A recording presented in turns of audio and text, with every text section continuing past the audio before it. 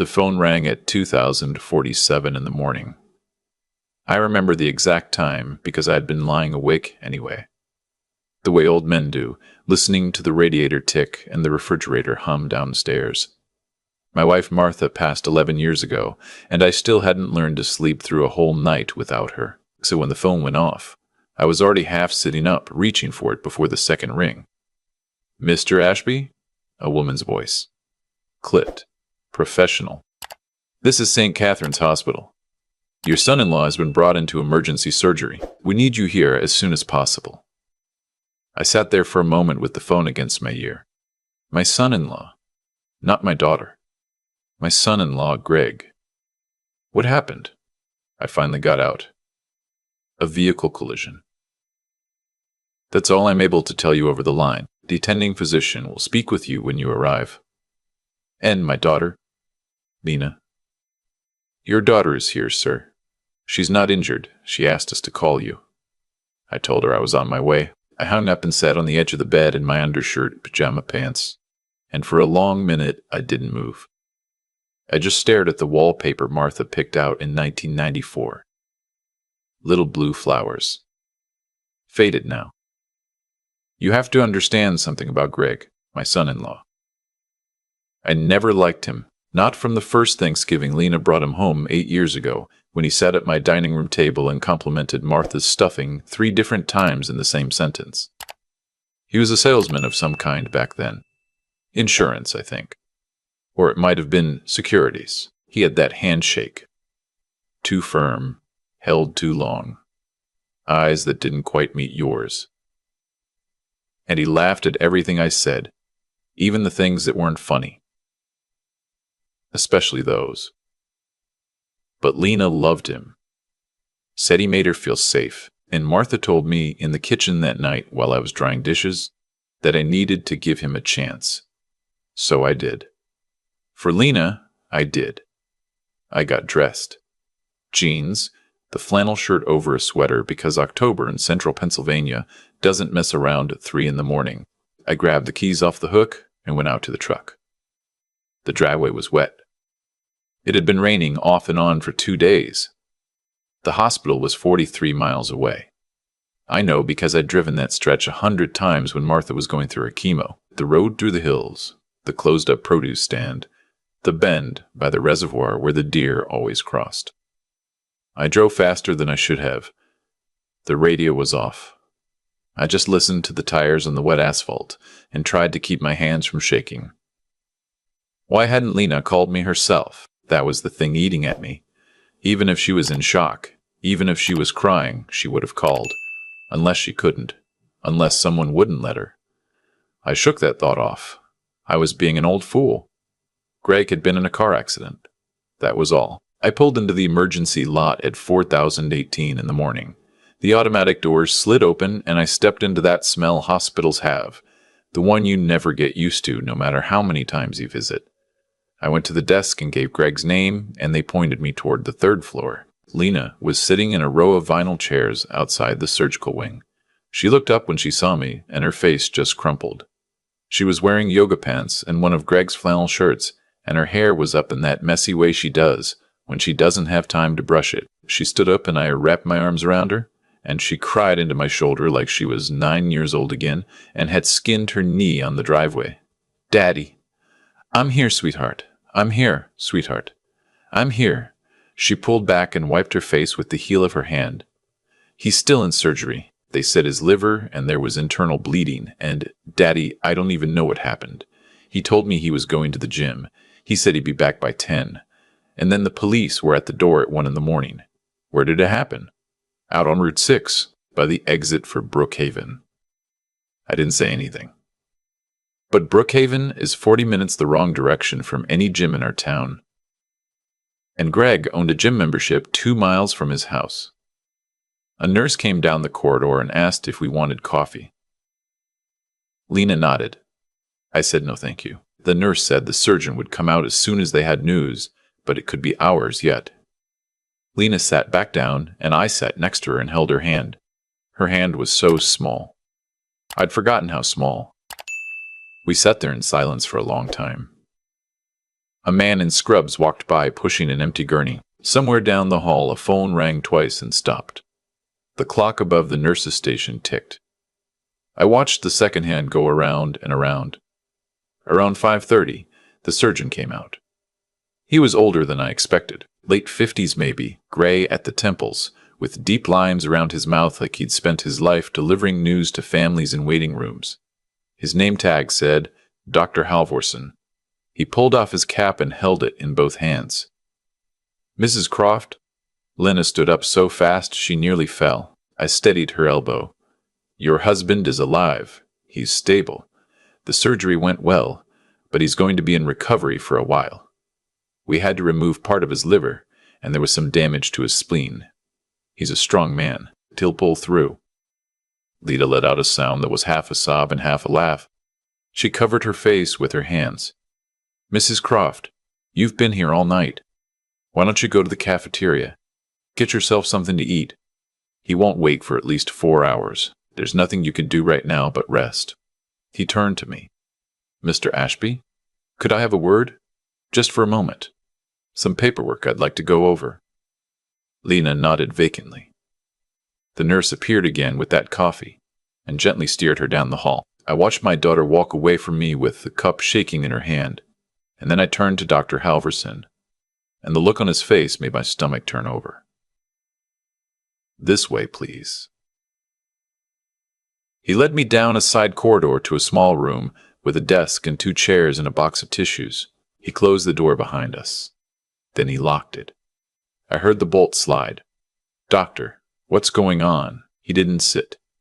He stood with his back against the door, and he looked at me the way a man looks at another man when he's about to ask him to carry something terrible.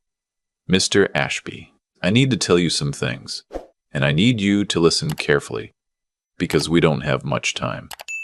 Your daughter is in danger. Your grandchildren are in danger. And what I'm about to do could end my career. I felt my legs go a little weak. There was a chair behind me, but I didn't sit. What are you talking about? He reached inside his white coat and pulled out a manila envelope. It was thick, folded over twice and held with a rubber band. He held it out to me with both hands like it was something fragile. Take this. Don't open it here. Take your grandchildren and leave the city. Tonight. Drive somewhere your son-in-law doesn't know about. A motel. A relative. Anywhere. But do not go back to your daughter's house. Do not let your son-in-law know what is in this envelope, and do not, under any circumstances, let him see you with it. My hands were trembling as I took it. It was warm from being against his body. Doctor, I don't understand. He glanced at his watch. When we brought your son-in-law in, we ran the standard talk screen. Anesthesia interactions. We have to. He had 3 substances in his blood that he shouldn't have had. None of them illegal. But all of them prescription medications. None prescribed to him. What kind of medications? 2 were sedatives. The kind you give a person if you want them to stop fighting. 1 was a heart medication that, taken with the other 2, would cause cardiac arrest within 90 minutes. They were in his system when he crashed. I just stared at him. Mr. Ashby, listen to me. Your son-in-law did not crash that car because he was drunk or distracted. He crashed because he was being slowly killed. By the time we got him on the table, he had 10 minutes left to live, maybe less. Someone had been dosing him. Lena? I felt sick saying her name. You think no, not your daughter. Open the envelope when you're alone. Read everything. Then you'll understand. But you need to go now. The grandchildren. They're at the house, correct? Yes. With their aunt, Greg's sister. She came over. Mr. Ashby. His voice was a whisper now. There is no sister. I stared at him. I had reason to look into something 3 days ago. Your son-in-law's name came across my desk in an unrelated context. I'm not at liberty to say more about how, but what I found out when I started pulling threads. Mr. Ashby, your daughter has been the target of a long arrangement, a very long one. And the woman in your daughter's house right now is not who she says she is. Now go. Please, get the children. I don't remember leaving that room. I remember being in the corridor and looking down at the envelope in my hands like I didn't know how it got there. I remember walking past the nurse's station and seeing Lena in the cafeteria doorway, holding her coffee. And I remember forcing my face into something normal. Sweetheart. Daddy, is everything okay? You look... just paperwork. Hospital paperwork. Listen, I had to think fast. My mind was scrambling. I'm going to run home and get a change of clothes for you. Some of your things from the closet. And I'm going to stop and check on the kids. Make sure their aunt has everything she needs.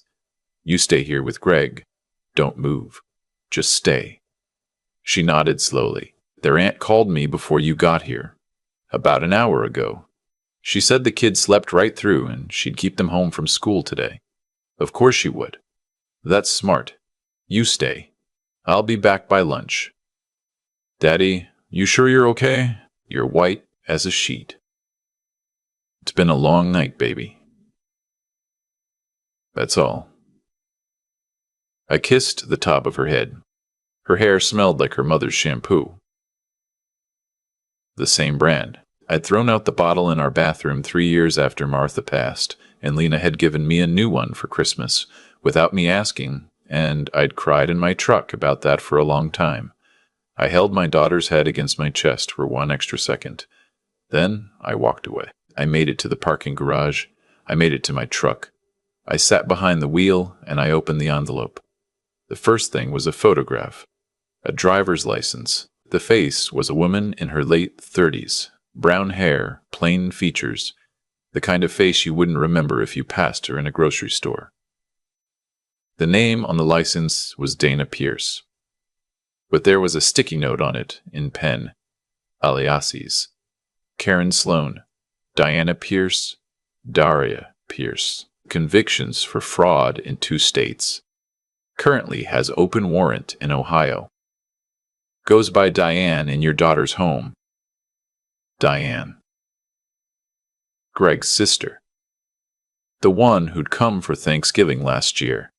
The one who babysat my grandchildren. The one who, right now, was alone in the house with 2 children, ages 6 and 4. I flipped to the next page. Bank records. An account I didn't recognize. Greg's name on it. Wire transfers, regular ones every month. Going back almost 3 years. Tens of thousands of dollars. Going out, not coming in. The next page. A life insurance policy. Lena's name on it as the insured. The beneficiary was Greg. The amount was $1.6 million. Issued 4 years ago. Another policy. Same insurance company. Same insured. Beneficiary Greg. Amount $2 million. Beneficiary Greg. Amount $2 million. Issued 19 months ago. A third policy. $2.5 million. Issued 7 months ago. $6 million on my daughter's life. $6 million. I put my forehead against the steering wheel and I tried to breathe. I tried. The next document was a photocopy of a marriage certificate, not Greg's and Lena's. A different one. The groom's name was different. Gregory Mellon instead of Gregory Croft. But the photograph stapled to the certificate showed the same man. My son-in-law. Married in Indiana in 2009 to a woman named Heather Mallon, who died in 2012 in a house fire that was ruled accidental. Another marriage certificate. Gregory Cowman, married in Iowa, 2014. Wife passed away in 2017. The death certificate was attached.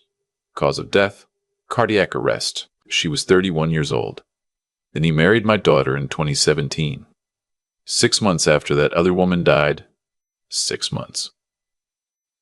There was a handwritten note in the back of the envelope. Dr. Halverson's writing. The same scrawl from the script pad. I am sorry. I came across the connection through a former colleague who works in fraud investigation for the insurance carrier.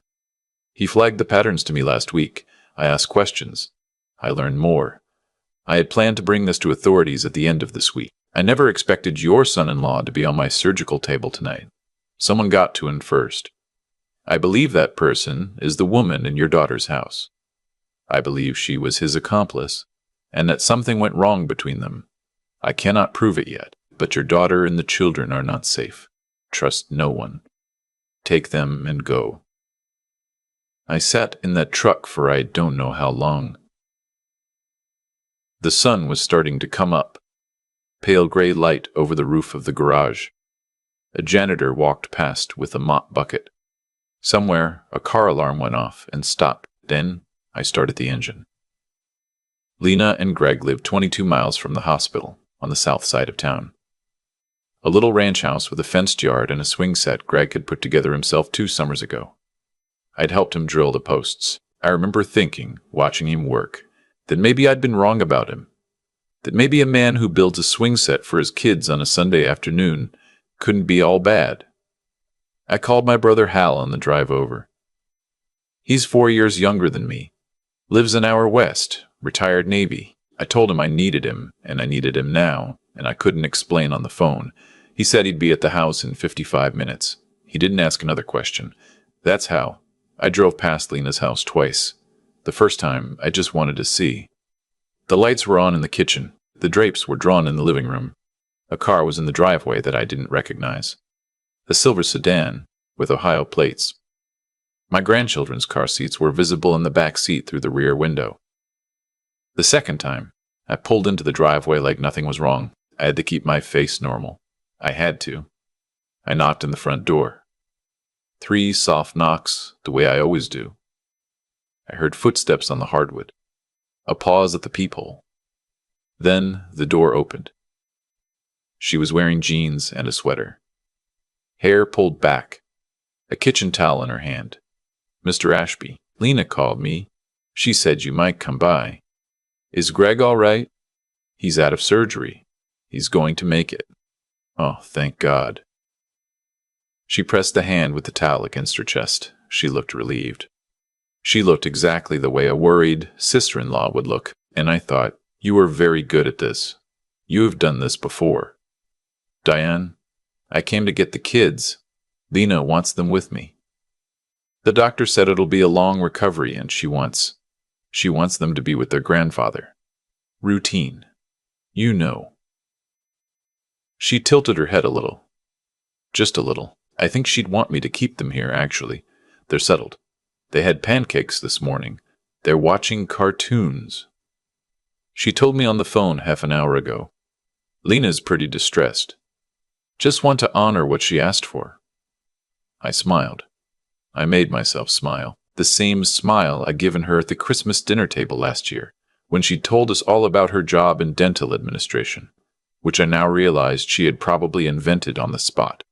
She held the door for a moment longer. Then she stepped back. Of course. Come on in. I'll get their things. I appreciate it.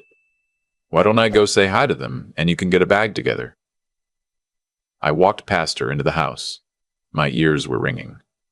The kids were on the couch in pajamas. Owen, 6, and Brielle, 4. Owen looked up, and his whole face lit up. He came running and wrapped his arms around my legs. Grandpa, hey buddy, hey sweet pea. I picked Brielle up off the couch. She was warm and sleepy and smelled like maple syrup. We're going on an adventure. You guys want to come to Grandpa's house for a few days? Owen nodded like this was the best thing he'd ever heard. Brielle put her thumb in her mouth and tucked her head into my neck. Where's Mommy? Owen asked. Mommy's helping Daddy at the hospital. Daddy got a little sick, but he's getting better. Mommy will see us tonight, okay? He nodded again. 6 years old. He trusted me completely. I felt that trust like a stone in my chest. Diane was in the hallway with a duffel bag. I packed some things. Pajamas, toothbrushes, their stuffed animals are already in there. Thank you, Mr. Ashby. She set the bag down. She was standing between me and the front door. She wasn't smiling anymore. Are you sure Lena said this? Because she texted me 20 minutes ago and didn't mention you coming. I just want to be careful. I felt the air in the room change. Owen was watching us. I shifted Brielle on my hip. She did. We just talked. She probably forgot to text you, given everything. Why don't I give her a quick call? Just to confirm. Won't take a second. Sure, I said. Go right ahead. She held my eyes for a half-second too long. Then she reached for her phone on the kitchen counter. I knew in that moment that if Lena answered, it was over. Lena would tell her she hadn't said anything about me taking the kids. Diane would know. I knew, and what happened after that I couldn't guess. But there was something I'd noticed when I came in. Something I'd registered without thinking about it. Her phone, sitting next to a coffee cup on the counter, had been ringing as I walked through. The screen had shown the hospital's number. She'd silenced it. She'd been ducking the hospital's calls, which meant Lena had probably been trying to reach her, and she hadn't picked up, and Lena didn't know I was here. I made a decision in that half-second. Owen, hold Grandpa's hand. We're going out to the truck. Bree, hold on tight. I started walking toward the door. I didn't run. Running would have set her off. I just walked. Mr. Ashby. Wait. Have a good morning, Diane. Tell Lena I'll have them home soon. She stepped in front of me. She was a small woman, 5'4", maybe 120 pounds, but there was something in her eyes now, calm and flat and considering, that I knew I would think about for the rest of my life. Mr. Ashby, put her down. Move out of my way, please. I'm asking you to put her down. Owen squeezed my hand harder. He understood, in the way kids understand. He understood that something was wrong.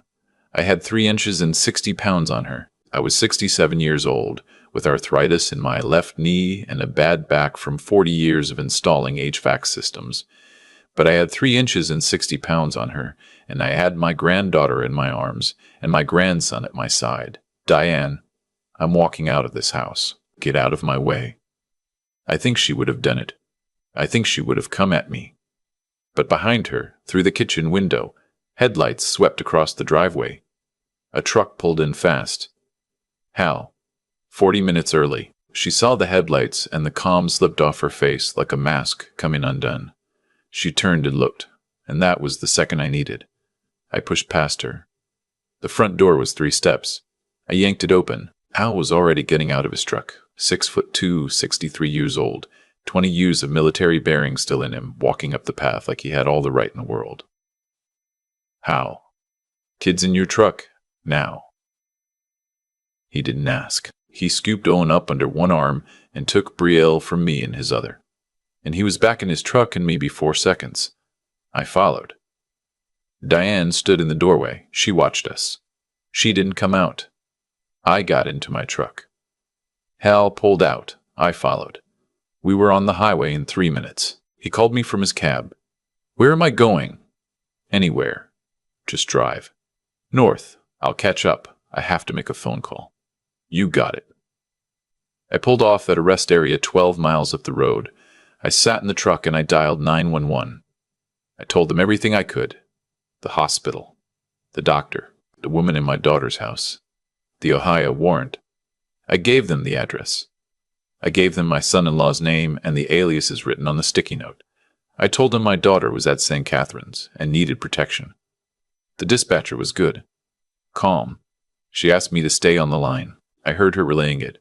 She told me a unit was already heading toward the house. She told me another unit was going to the hospital. I sat in that truck and watched the cars go by on the interstate, and I thought about my Martha, about what she'd say if she were here. She'd liked Greg. She'd defended him to me. He's good to her, Walt. Look at her face when she looks at him. She would have been heartbroken to learn the truth. I was glad in a small, dark corner of my heart that she didn't have to. I caught up with Hal at a diner outside Williamsport. He'd ordered the kids hot chocolate and pancakes. Owen was telling him about his soccer team. Brio was drawing on a placemat with a crayon, a horse with too many legs. Hal looked at me over their heads and didn't ask. He just nodded. I stepped outside and called the hospital. I told them to put me through to Lena's phone. She picked up on the second ring. Daddy. Sweetheart, listen to me. I want you to stay exactly where you are. Don't move from Greg's room.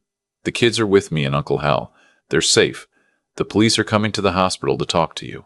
I want you to do what they say. Daddy. Daddy, what's happening? What is happening? I'll explain when I see you. I promise. I just need you to trust me right now. She was crying. I could hear her trying not to. I trust you, Daddy. 4 words. The 4 hardest words a parent waits to hear, when they realize their grown child still believes in them.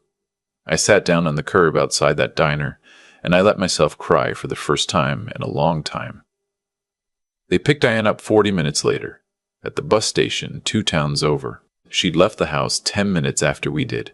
She had a packed bag in the back of her car and $4,000 cash in an envelope in her purse. The Ohio warrant was indeed open.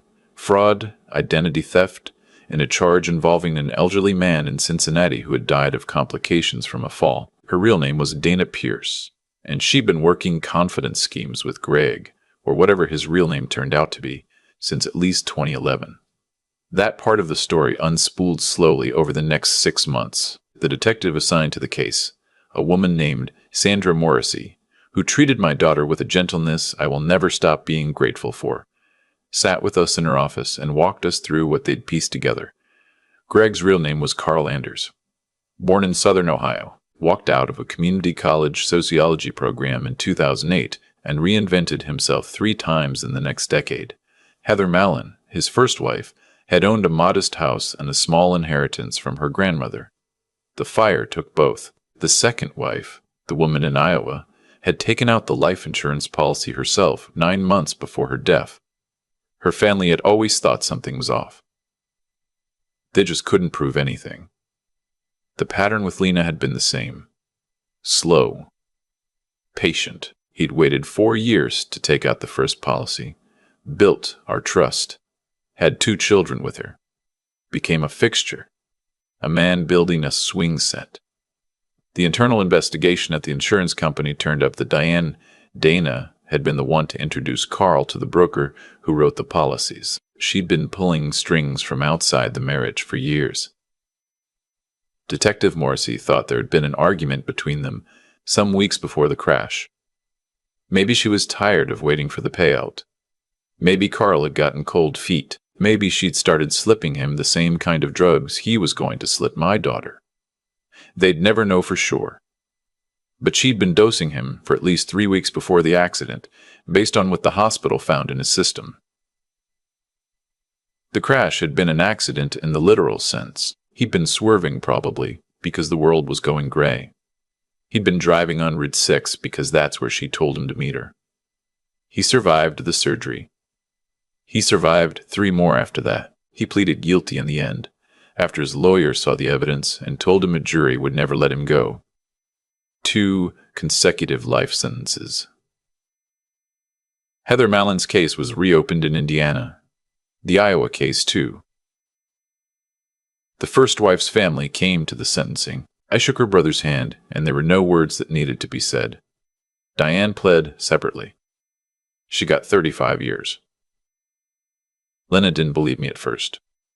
That was the hardest part. The day after I got the kids out, she was at the hospital with a police escort, and Detective Morrissey was sitting across from her in a small consultation room with the envelope from Dr. Halverson, and Lena kept shaking her head and saying, No, that's not Greg, you don't know him. She thought I had paid the detective. She thought I had paid the doctor. She thought I had finally found a way to ruin her marriage the way she'd always been afraid I would. She didn't speak to me for 9 days. On the 10th day, she came to my house at 6 in the morning. She'd driven the kids home with her. The police had cleared the house. Diane was in custody. Greg was in a guarded hospital room. But she'd been alone in that house all night.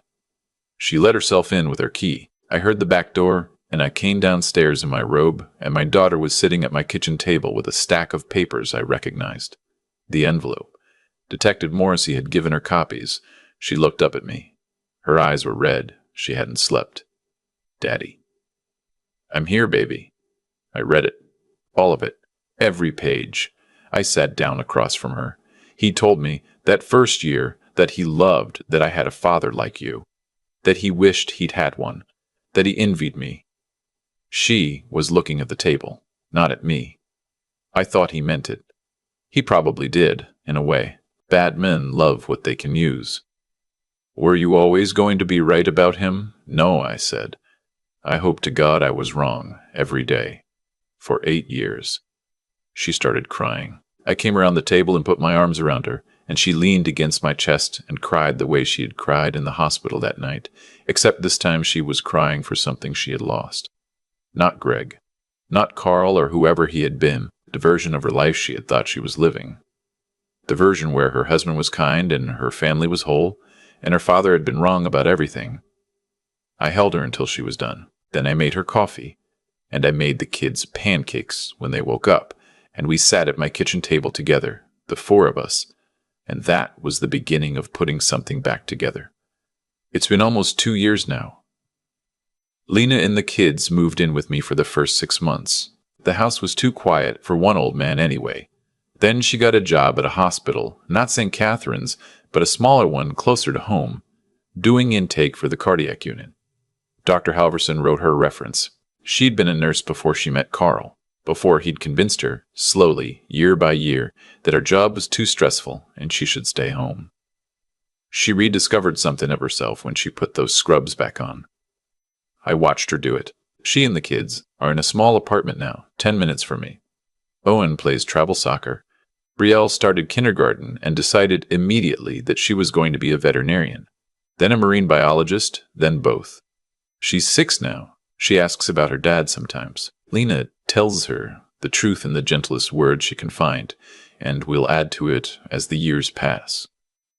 Owen has been to a therapist twice a week for over a year. Both kids are going to be all right. I believe that. Dr. Halverson retired last spring. The hospital threw him a party. Lena and I went. I stood in a corner in a borrowed suit jacket and watched him laugh with his colleagues, and when there was an opening I went over and shook his hand. I'd shaken his hand 20 times by then. I never got tired of doing it. You saved my whole family, I told him. Mr. Ashby, you saved your family. I just gave you the paperwork. That's not true, but I let him believe it. Last Thanksgiving we had the dinner at my house. Lena cooked. Hal came down with his wife. My sister came in from Erie. There were 11 of us around a table built for 8, and we ate too much, and Owen spilled gravy on my carpet and tried to clean it up with a paper napkin, and made it worse, and Lena and I caught each other's eye across the table and started laughing at the same time. It was the first laugh I'd seen come out of her without any weight behind it. The first one in years. After everyone had gone home and the dishwasher was running and the kids were asleep on my couch with the TV on low, Lena and I stood on my back porch in our coats. Cold night, stars sharp the way they only get in November. She had a mug of something warm in her hands. Daddy. Yeah. I want you to know something. I want to say it out loud. Okay. If you hadn't picked up that phone, if you hadn't driven all that way, if you hadn't trusted that doctor. She stopped. She took a breath. I want you to know I would not be here. Owen and Bree would not be here. I think about it every day. Sweetheart, I just need you to know. I see it now. All of it. I didn't say anything for a while. There wasn't anything to say. I'd put my arm around her shoulders, and we stood there in the cold and looked at the stars, and after a while she leaned her head against me. And I felt, for the first time in a long time, like Martha was somewhere nearby, watching us and approving. I'm 67 years old. I've buried a wife and lost my hearing in one ear, and I have a left knee that complains every time the weather changes. I am not a strong man. I have never been a strong man, but on one October night when the phone rang at 2047 in the morning, I did the one thing a father is supposed to do. I went, and I listened, and I did what needed to be done. That's the lesson, if there is one.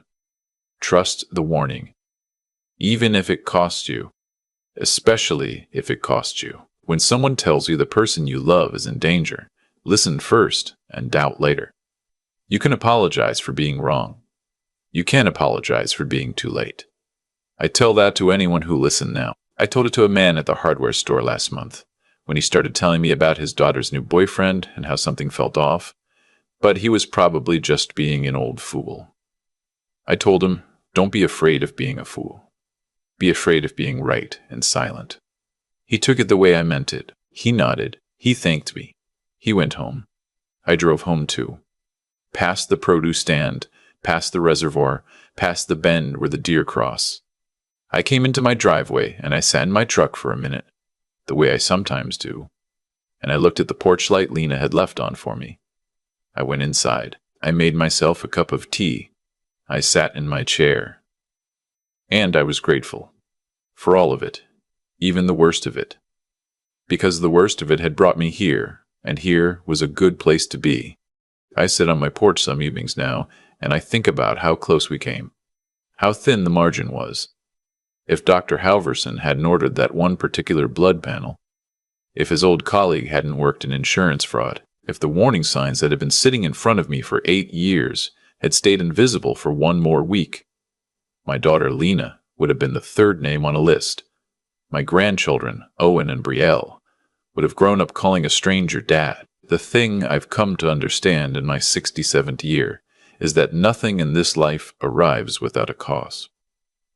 Carl Anders did not become a monster overnight. He chose, a little at a time, year after year, and the woman who called herself Diane chose with him, and every choice they made bent their road further from the rest of us. The fire in Indiana led to the heart attack in Iowa, and the heart attack in Iowa led to the wedding in our church, and the wedding led to a swing set in a backyard and 2 babies and a careful, patient countdown to my daughter's death. Cause and effect. The chain pulls tight, whether we want to see it or not. But the same law works the other way. Dr. Halverson could have looked at that talk screen and said it wasn't his business. He could have signed the chart and gone home. He didn't. He pulled the thread because he was the kind of man who pulls threads, and that one decision, made by a tired surgeon at 4:30 in the morning, saved everything I love in this world. My brother Hal could have asked questions on the phone. He didn't. He drove. Cause and effect run in both directions, and a good act, however small, ripples just as far as a bad one. What I want to leave with anyone hearing this is 3 things, because 3 is what I've got. The first is to be decent. Be the man who pulls the thread. Be the brother who drives without asking. Decency is not soft, and it is not optional, and the world runs on it more than people realize. The second is to use your head. I had felt something wrong about Carl for 8 years, and I had pushed it down because I told myself I was being a jealous father. Trust your eyes. Look at patterns. A man who lies about small things is rehearsing for the larger ones. Use your head even when your heart is telling you to look away, because looking away is how good people end up at funerals they didn't see coming. The third is to keep going. The night Lena wouldn't take my calls was harder, in a private way, than the night in the hospital. I thought I'd lost her even after saving her. But I kept showing up. I kept the porch light on. Whatever the thing is that has been put in front of you, do not lay it down. You are stronger than you know, and the people you love need you to find that out.